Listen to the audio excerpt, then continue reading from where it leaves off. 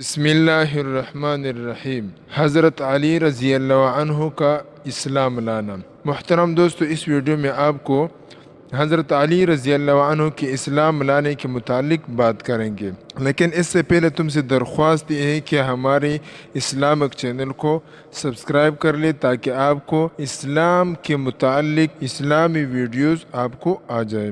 محترم دوستو، واقعہ یہ ہے کہ حضرت علی رضی اللہ عنہ نے جو 10 سال کی عمر میں تھے، رسول اللہ صلی اللہ علیہ وسلم کے آغوش تربیت میں تھے، اور اگلے روز یعنی بعثت کے اگلے روز رسول اللہ صلی اللہ علیہ وسلم اور حضرت خدیجہ رضی اللہ عنہ نماز پڑھتے دیکھا۔ دریافت کیا کہ یہ کیا ہے؟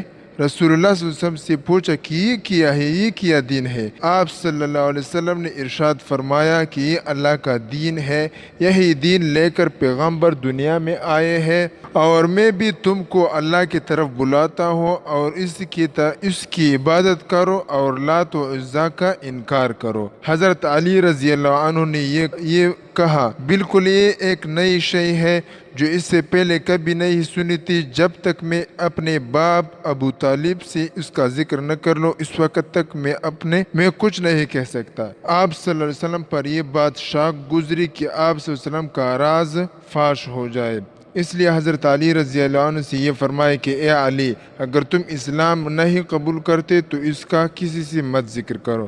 حضرت علی رضی اللہ عنہ خاموش ہو گئے۔ ایک رات گزرنے نہ پائی کہ دل میں اسلام ڈال دیا گیا۔ جب صبح ہوئی تو آپ صلی اللہ علیہ وسلم کی خدمت میں حاضر ہوئی اور عرض کیا کہ آپ کس چیز کی دعوت دیتے ہیں؟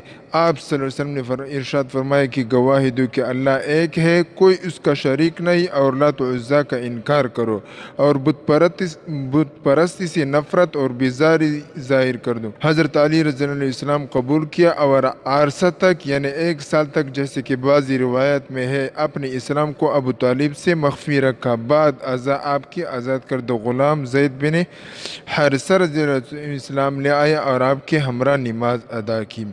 جزاک اللہ خیر۔